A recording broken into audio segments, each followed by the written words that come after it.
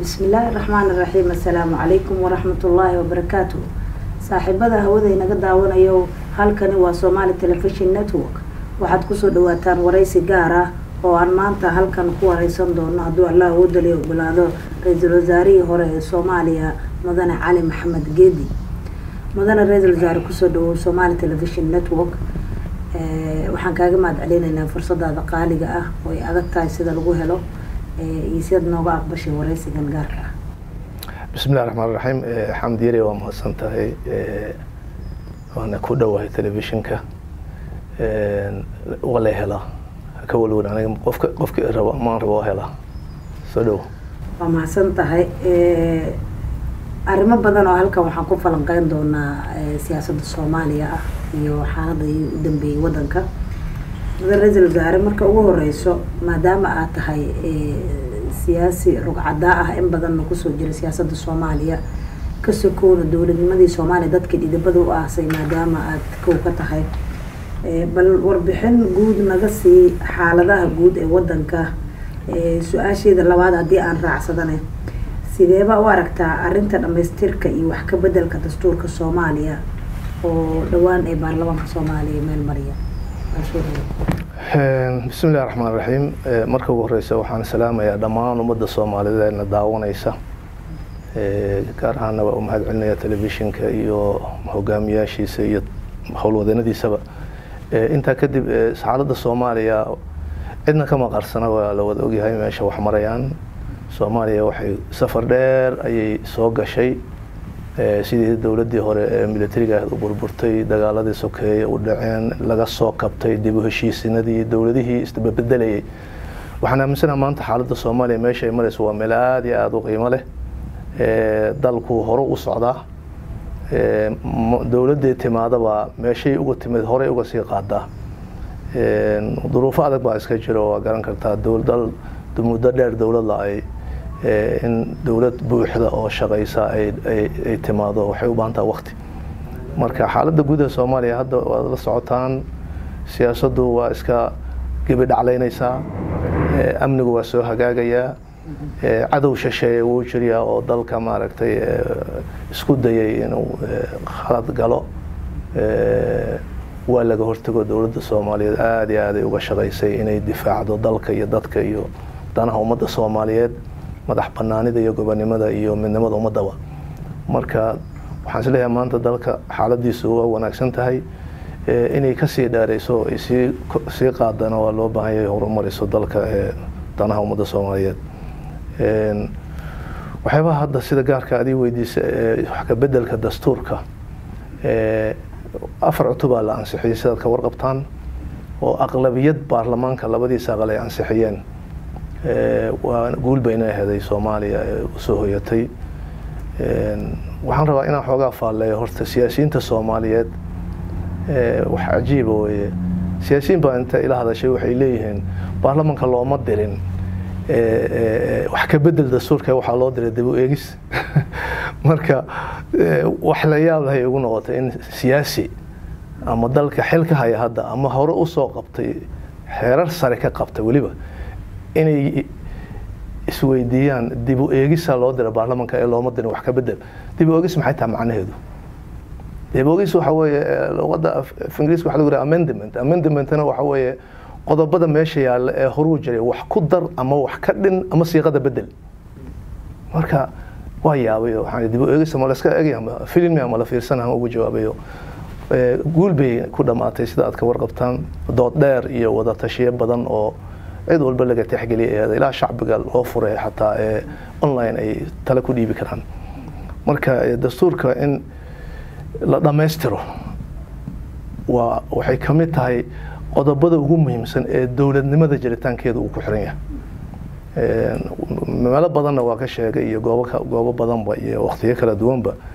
17 sano maray dastuurka Soomaaliya axda qarameedan ku bilowna federaal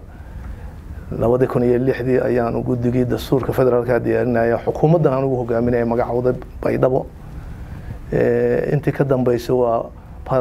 marba heero mariye 12kii 2012kii axda qarameedkii laga wareeyay laga bedelay waxa loo bedelay dastuurka meel gaar dastuurka ku meel gaarka ayaa lagu jiraa ilaa hadda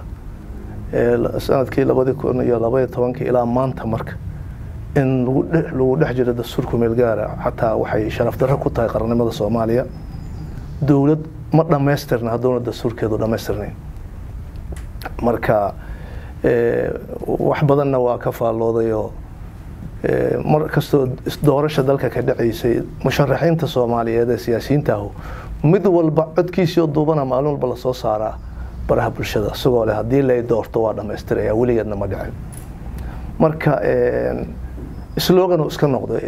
in sidaa la yiraahdo laakiin madaxweyne xasan sheekh markii la dooranayna ballanqaadkiisa ku jirtay inuu dhameystiro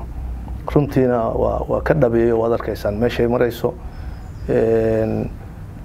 inuu dhameystiro waa ka go'an tahay shacabka Soomaaliyeedna waa ku taageereen baarlamaankana labadiisa aqal meel bay mariyay hadda 4 cutub bay dhameystireen cutubada hore 12 kana waxaan rajaynaynaa kalfadhiga soo socda inay dhameystiraan oo kalfadhiga dambe ee baarlamaanku markuu gabagaboobayo dastuurka Soomaaliyeed uu ahaado mid ka baxay ku meel gaarnimo waayahay waa mahadsan tahay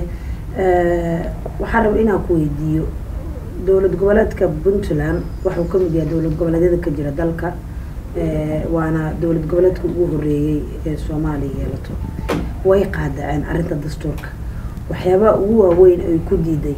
maxay kula tahay adiga ka ra'iisul wasaaraha horta waxa ay ku diidan iyaga la weydiinaya aniga la weydiin maayo laakiin aragtida aan ka qabo dhowr jeerna waa ka hadlay Puntland waa dowlad goboleedka ugu waaya aragsan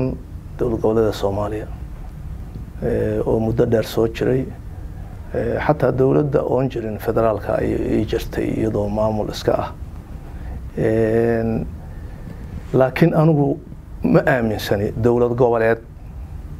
إن قاعد عكرته دولة قرن واجب إلى هذا دولة قوالات كو حكمتها دولة ده قوال كمدة قوال الصومالية وحوا طبعا كرن لكن ولا قوة حاجة ده مرة بقى وكب حي وكفير سنة إيو أنا وحنو أركا إني تاي عرقلات لقو سمينا يقارن مدية دولة ديسك صومالي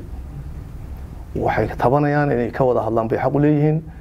ما دحل قرن كنا إني كقان عسو وحيد دستوري أو حق واجب أي كتاي ما دحل قرن كان مركا كما قناشي دورنتي وحفي عن ماهن وحنا كلتا لها صاحبة هوغامي عايشة ماشي جوغا إني ميسك انت فريستان وحي ديدين هي واحد دبايا أي كحاجودان أنا أمسن إن لو قرابة يهدي wax macquul ah miiska keenan sidaas ayaan ka qabaa anigu dhawaan waxa soo baxay guux fara badan oo la leeyahay Ethiopia waxay damacaysay badda Soomaaliya maxaa sabab u ah ayaad isleedahay in Ethiopia soo damacaysay badda Soomaaliya maxaa se ku dhiirigeliyay in Ethiopia Somaliland heshiis la gasho ada ahaan maxay kula tahay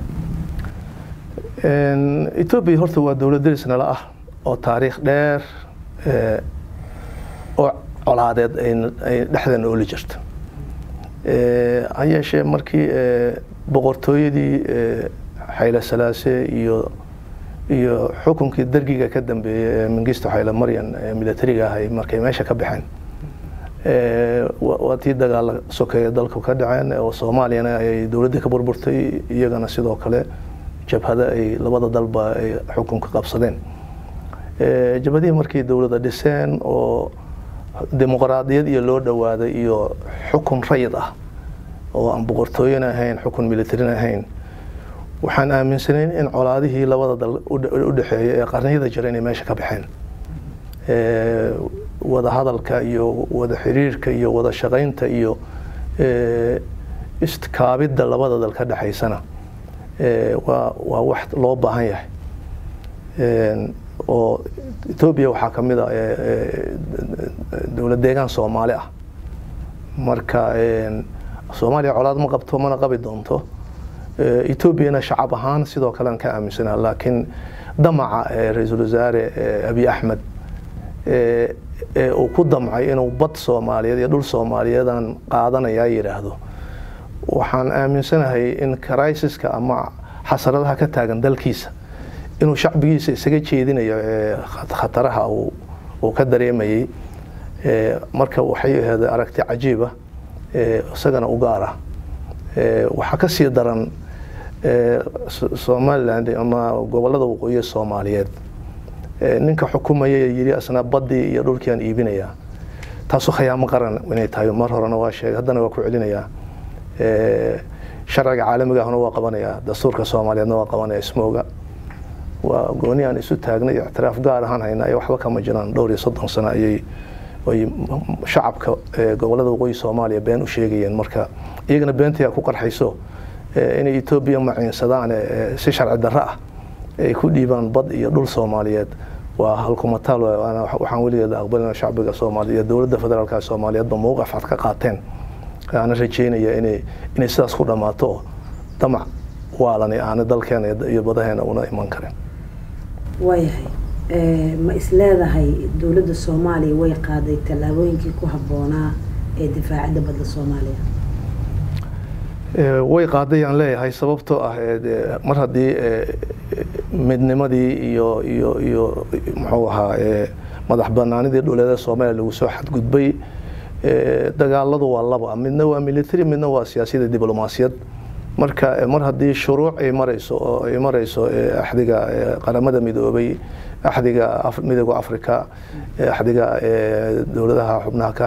igad jaamacadda Carabta ururka Islaamka intaas oo muxuu ahay hay'ado caalami ah haddaan uga guuleysanay oo sharci ahaan Soomaaliya lagu taageeray midnimada dhuleed iyo madax banaanida dalkeena iyo haddii lagu taageeray waxa u jeedaan inay Soomaaliya dawladeedu talaabo weyn qaaday kuna guuleysatay inay ku adkaato dagaalka siyaasadeed ama diblomaasiyadeed ee na dhaxmar anaga Ethiopia waayahay Soomaaliya waxay heshiis la gashay dawladda Turkiga inuu ilaaliyo badda Soomaaliya sidoo aragtay heshiiskaas maxaa faa'iido ah ugu jira Soomaaliya heshiiska horta in la fahmaa loo baahan yahay dadka qaar iyagoon fahamsaneen bay waxay rabaan iska sheegaan heshiiska lala galay dawladda Turkiga waxa weeye mid lagu difaacayo laguna ilaalinayo badaha Soomaaliyeed waxa laga ilaalinayo waxa weeye burcad badeed in lagu shubo wasaqda warshadaha nuclearka muxuu ahay argagixisada kalluumaysiga sharci darrada ah la caadeystay iyo damaca waalane muxuu ahay Dr. Abiy Ahmed iyo Muuse Biixi ay isu sheegeen beenta ayaa laga ilaalinaya horta difaacu halkaas uu ku salaysan yahay waxa ku hoos jira difaacaas iyo amniga badaheenaba in ciidanka badda Soomaaliyeed la dhiso oo la qalabeeyo la tababaro heer ay la gaarsiiyo inay difaaci karaan xeebaha iyo badaha Soomaaliyeed arintaasuna arin ummadda Soomaaliyeed tan oo weeye heel dawladda Turkiga oo weligeed banoo heelinaysa ay noo samaysay weeye waana soo dhaweynay shacab ahaan iyo dawlad ahaanna waad arkaysaan sida loo soo dhaweynay marka waxaan u arkaa anigu inay tahay arin Soomaaliya danteeda ah oo 10 sano la rajeynayo in ciidan hanan kara difaaca xeebaha badaha Soomaaliyeed loo dhiso oo loo qalabay waxaan rabaa inaan ku weydiiyo madaxweyne wasaare dawladdii hore ee Xasan Sheekh sidaan la socono madaxweyne Xasan Sheekh Maxamuud 2 teer la doortay 2012 iyo doorashadii labaad ee hadda 2022 adigu ka Cali Maxamed Geede ahaan teeramkii hore waa mucaaradsaneed haddana waxaad moodaa fikirkaaga waxaa laga dhex arkaa in aad la dhacsan tahay habka maamulka dawladda wax u wado bal maxaa kala duwan fikirkaagii shalay Xasan Sheekh dawladdiisii hore iyo tan maanta bismillaahir rahmaanir rahiim horta Cali Maxamed Geede waa ka wada waaya aragsan yahay siyaasiyiinta maanta saaxadda siyaasadda ku jirta jaga kasto ay hayaan kulligood shacab ay ahayn marka anigu wasaare ahay 3 sano taariikhdana waa ku qoran tahay dawladda maanta la naaloonayo oo lagu faraxsan yahay oo shacabka u shaqeynaysa oo dalka difaacaysa kursigeeda Villa Soomaaliya wasaarihi dhigaaniga way marka siyaasi kasta waa uga la xajacla badanahay dawladda Soomaaliyeed ma jiro siyaasi ama madaxweyne ama ra'iisul wasaare 5 jeer loo qarxiyay dawladnimada Soomaaliya dhiskeeda sideeda madaxweyne Xasan Sheekh teeramkiisa hore horta mucaaradnimada horta dadka in la kala baraa raba mucaaradnimadu waa laba weyn mucaaradnimo wax dumisa iyo mucaaradnimo wax dhista anigu weligay mucaaradnimo wax dumisa mana aaminsan mana sameyn مسؤول كقرن كنا جاك كستوهايو أما مدحوينها هذا أما رئيس وزراء أما حلبان أما برلمان أما وزير waajibaa saaran malaa'igna maaha waxbuu khaldi karaa marka mucaaradnimada wax toosisa ama constructive oppositionka la yidhaha ayaan ugu aaminsanahay qofka mas-uulka in lala taliyo oo wuxuu ku qaldan yahay laga celiyo madaxweyne xasan sheekh teeramkiisa hore ugu cusba marka qof shaqada markay kugu cusub tahana dhib badan aad la kulmaysaa khaladaad yararaad gelaysaa waxaas ayaan ka tilmaamaya inuu saxo aakhirkana wuu saxay aakhirkana waa la shaqaynayay waad arkaysaa anigoo wadooyinka muqdisho la lugeynaya aeroboortada kusoo dhaweynaya ku sagootinaya teeramkiisa hore teeramka haddana hadalkaaga waxay haddan ka saxo waxaad moodaa inaad taageersantaa tiri wax la moodo maahna waa xaqiiqo jirta dowladda federaalka ah uu madaxweynaha ka yahay mudane xasan sheekh maxamuud waa garab taaganahay weligeena waa garab taagnaanaya dowlad Soomaaliyeedna anigu in khaladkeeda aan u tilmaamo inaad waxaan iska sax mooyaane siyaasiyiinta aaminsan haddana anigu kursiga ku fadhin ha dumto ha burburto anigu ma aaminsan kuwaasna waa ka soo horjeedaa waana siyaasiyiinta Soomaaliyeed waxaan ugu baaqayaba inay dhaqankaas bedelaan oo dhaqankoodu noqdo dowladda haddii khalad gasho hala toosiyo idaacadaha in laga qayleyna lama rabo waxaa la rabaa in loo tago madaxda leeyahay waxaana khaldan iska sax midabkaanu gaduud waay madow maaha sidaa ka dhiga waa la toosin karaa laakiin mucaaradnimada Soomaalidu waxay u badan tahay colaad iyo quuriwa iyo cadowtinimo iyo wax haddana anigu ahayn ha burburaan taasina caqli maaha ummadda Soomaaliyeedna aqbali mayso weligeena anigu waa ka taxadirayo waana ka digaa marka anigu waxaan ahay siyaasi aragtidiisa aan qarsan wixii khaladna tilmaamay in la sax raba laakiin dowladda in la burburiyo qof iga la xajal jiritaankeeda iyo horumarkeeda iyo ummadda Soomaaliyeed ma jiraan aaminsan ama ay la mid dadku way in badan waxa la raadiyay in Soomaaliya ay ku soo noqoto waagii barisamaadkii dowlad sal adag inay yeelato welina waa la qaban la'yahay maxay tahay caqabada ugu weyn ee aad isdhihi karto ay hortaagan tahay in Soomaaliya yeelato dowlad sal adag horta Soomaaliya inay dowlad adag oo xoog la yeelato hadafka loo socdo waay waana geedi socod process waay waxaa sababta ugu weyn ee arintaasi ay u hirgeli laadaha ugu wacan waa nidaamka federaalka ee la qaatay nidaamka federaalka ee qabaliga ah ee sharciga federaalku aanu jirin dadku ma garanayo dadku ma oga sharciga federaaleyntu ma jiro marka mar haddaan sharci jirin see loo maamulaa wax yeeshay aduu bal isweydiiya Soomaalida isweydiiso Soomaaliya waxay ahayd taqaanay dowlad ama unitary government la dowlad midnimo oo centralized ama awoodda dhexe tahay ay taqaanaa gobolada waxaa xukumi jira niman gudoomiyaal gobolada la yiraahdo ama governors la yiraahdo ninka gobol xukumiyo governator la yiraahdo wuxuu u raboor gareeyaa oo awaamirta ka qaataa wasaaradda arrimaha gudaha midka hadda laba gobol xukum ama saddex gobol xukum iyo ka amar qaata horta xagow dawladda uga xiran yahay cid sheegi karta ma jirto iyaga xataa hadii la weydiiyo ma yaqaanaan waxay kamid tahay caqabadaha ugu weyn ee dalka ka jiray kamid tahay marka waxaan ugu baaqi lahaa dawladda maanta talada haysa ee madaxweyne xasan sheekh iyo baarlamaanka labadiisa aqal in sharcigi federaalka la sameeyo inta lagu jiro mudaxilaadka maanta jira ee madaxweyne xasan sheekh maxamuud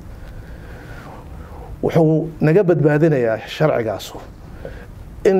sida hadda loo dhaqmo ay sii socoto nin dawlad goboleed xukumo inta xanaaqo wuxuu leeyahay kamid ahaanshaha dawladda federaalka waa ka fiirsanaya iyo wada shaqaynta waa joojiyay iyo waa ka baxayna waa dambi waxaas laakiin dambigaas sharciga lagu qaadi lahay ma hayno sharciga la raba marka in la sameeyo macnuhuna waxa weeye hirgelinta nidaamka federaalka de facto ayaa la yidhaha de jure ma asoon sharci ahayn ayaa la hirgeliyey la sameeyey dowlad goboleed hebel waxyaabo badan oo ku khilaafsanaha jiro hadda naftirkeeda baarlamaanku waxyaabaha oo ku guuleysta waxa kamid ah madaxweynayaal dowlado hal jamhuuriyadda adduunka ma jiraan waxay kamid tahay sharciga federaalka oo maqan marka waxaan rajeynayaa in sharciga federaalka la helo si loo xukumo dowlad goboleedada dowladda federaalka dalka ka talisa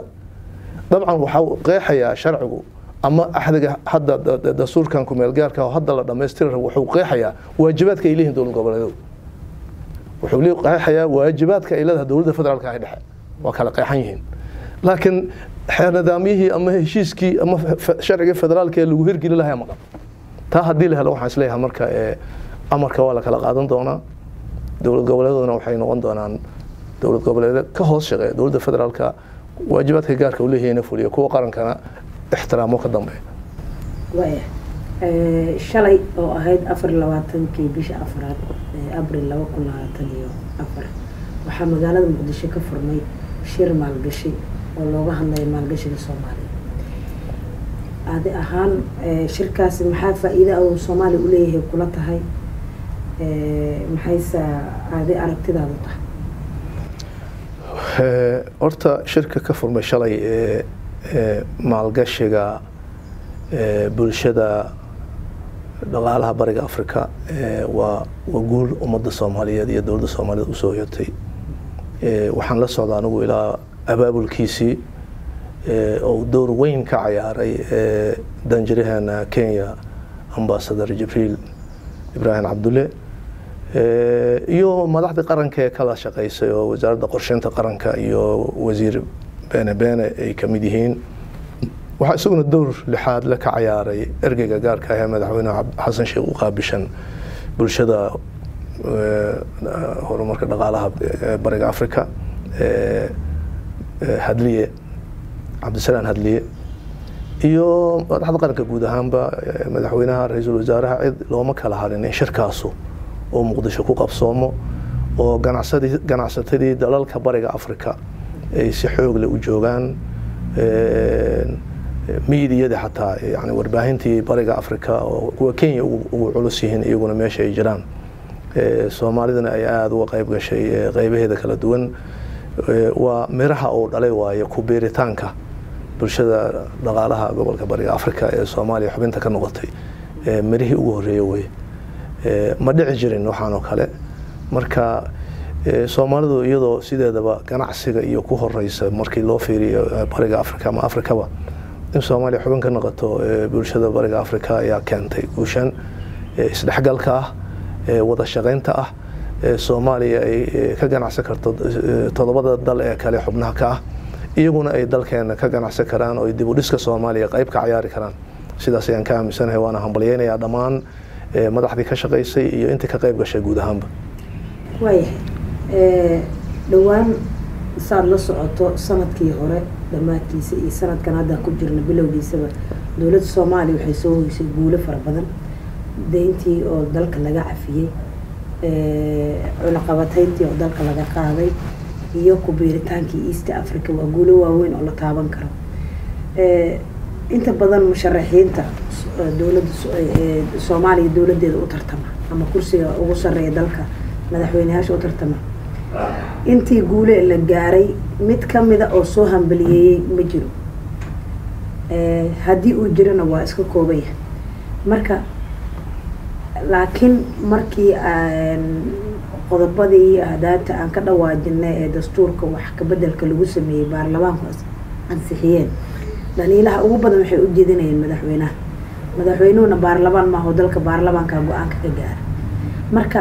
adiga aragti ahaantaada maxay kula muuqdaan musharaxiintii midda kale saan ognahay Soomaaliya marka doorasho ololo doorasho xilligeeda soo dhawaato dalku zaxmad u noqdaa hoteelada buux dhaafiyaan mid walba uu soo bandhigaa aaraadiisa iyo wixii lagu dooran lahaa haddana dalka marka doorashadii dhacdo qof la doorto waa laga soo hayaamaa oo dalka cid loo noqdaa tala iyo tusaale midna laguma darsado marka adigu ka aragti ahaan Cali Maxamed Geedi shakhsiyadaada sidee u aragtaa musharaxiinta habka noocaas oo kala dhaqmaa horta musharaxiintu damacay wada leeyihiin dalka mid walba inuu inta u tartamo xukumo xaq uu leeyahay inuu siyaasadiisa iyo aragtidiisa iyo waxa uu qabanaya ka iibiyo shacabkiisana waa wax caadi ah oo adduunka ka jira laakiin anigu waa ka fikir duwanahayo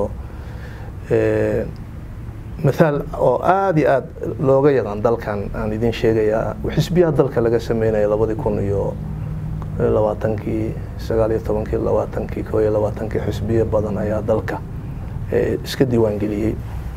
xisbiyadaas marka anigu ka mid aan ahay xisbi waxaan dhisay oo magacaana lahaa oo dad aada u badan dalka gudihiisa iyo dibadiisa ku leedahay xisbiga wadaniga Soomaaliyeed ama Somali Patriotic Party xisbiyadu markay dhismayeen xisbigaygu wuxuu noqday xisbiga kaliya ee ka qayb qaatay dib u dhiska dalka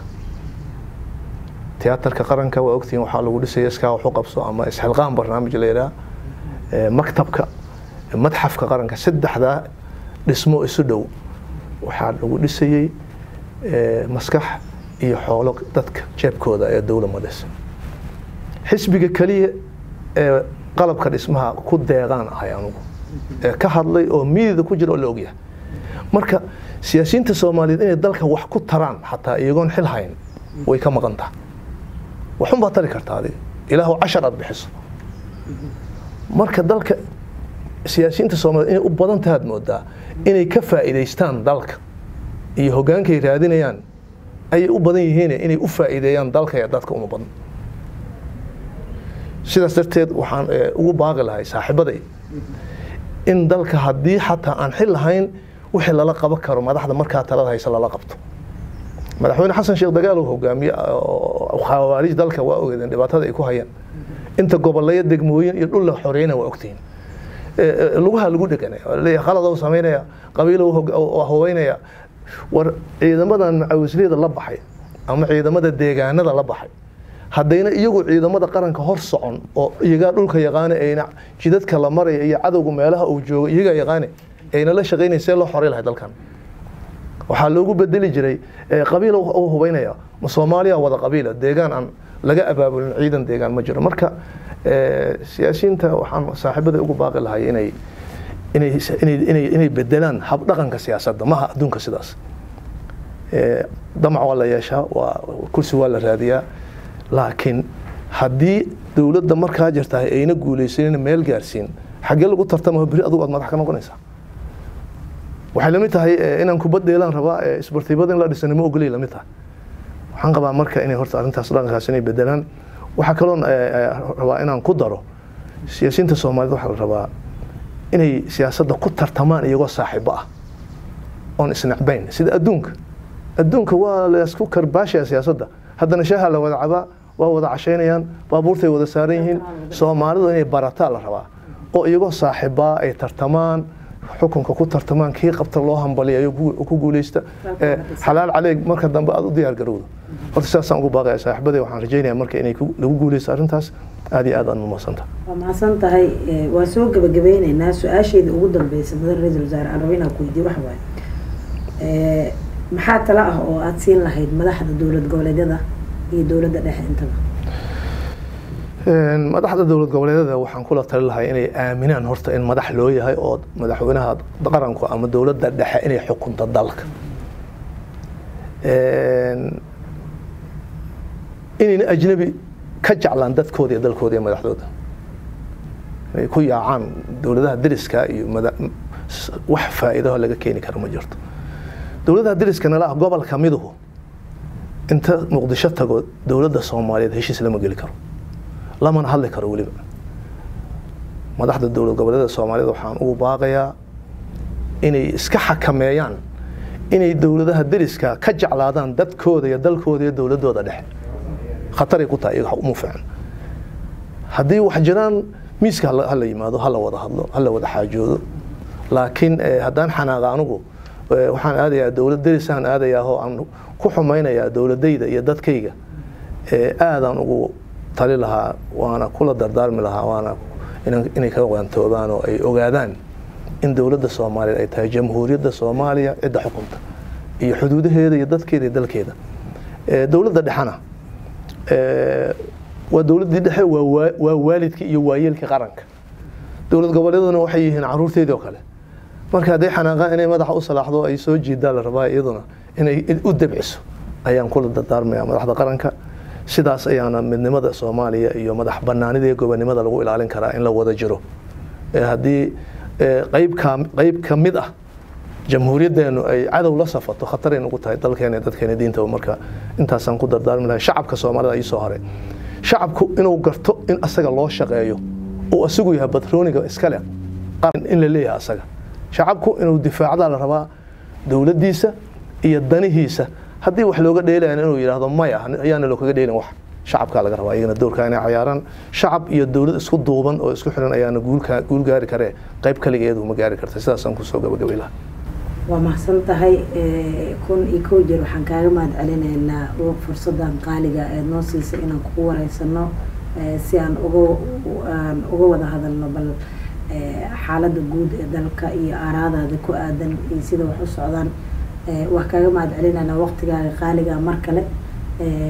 si guud iyo si gaar ah intaba mudane ra'iisul wasaare cali maxamed geedi